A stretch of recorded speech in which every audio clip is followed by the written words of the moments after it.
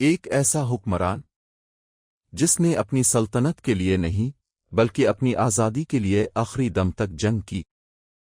ایک ایسا بادشاہ جس نے جدید ہتھیاروں، راکٹ ٹیکنالوجی اور فوجی حکمت عملی کو اپنے دور سے کہیں آگے بڑھایا۔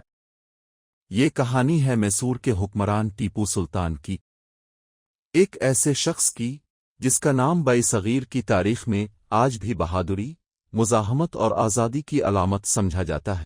ٹیپو سلطان کی پیدائش 20 نومبر 1751 کو دیونہلی کے مقام پر ہوئی، جو موجودہ بنگلورو کے قریب واقع ہے۔ ان کے والد حیدر علی میسور کے طاقتور فوجی رہنما اور بعد میں حکمران بنے، جبکہ ان کی والدہ کا نام فاطمہ فخر النساء تھا۔ ٹیپو سلطان کا اصل نام فتح علی ٹیپو تھا۔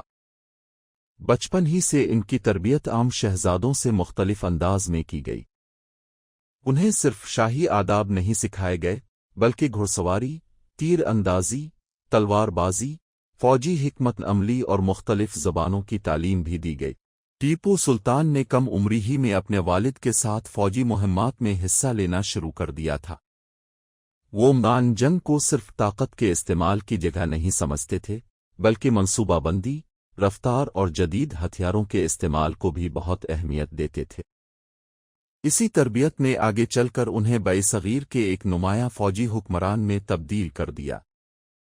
حیدر علی کی زندگی میں ہی ٹیپو سلطان کو فوجی ذمہ داریاں ملنے لگیں اور انہوں نے کئی اہم معرکوں میں اپنی صلاحیت ثابت کی۔ 1782 میں حیدر علی کا انتقال ہوا۔ اس کے بعد ٹیپو سلطان نے میسور کی حکمرانی سنبھالی۔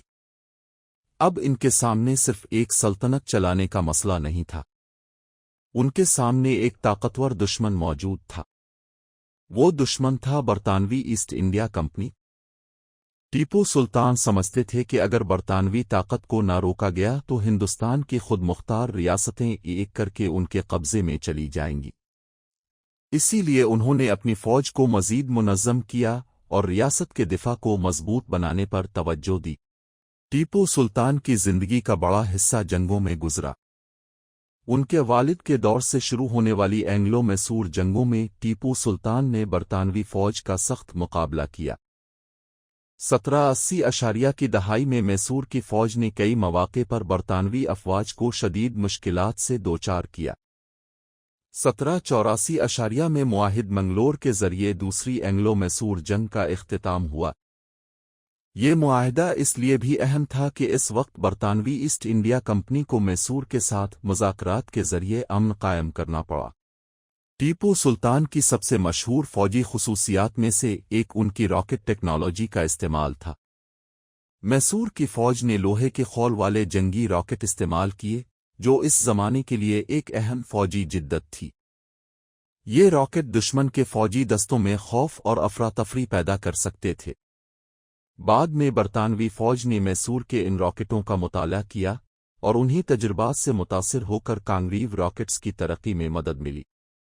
یہ بات ٹیپو سلطان کی فوجی جدت پسندی کو ظاہر کرتی ہے۔ ٹیپو سلطان صرف جنگجو نہیں تھے، انہوں نے اپنی ریاست کے انتظام، تجارت اور معیشت پر بھی توجہ دی۔